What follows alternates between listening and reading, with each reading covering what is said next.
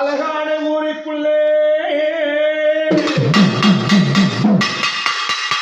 கார்த்திகை மாதத்திலே அமாவாசை பூஜையிலே இந்த ஜலகண்டாபுரத்திலே எல்லை காட்டுமணியை பண்ண வந்திருக்க கோடான கோடி கோவில் அம்மா. அந்த கோவிலுக்கு ஒரு பூசையம்மா.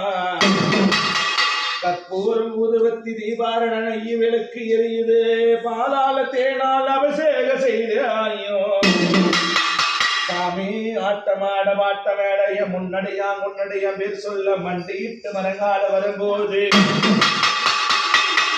என் சாமி ஆடுதுங்கு கூப்பிட்ட நேரமெல்லாம் குரல் கொடுக்க வந்திடுவான். என் சாமி ஆடுதடா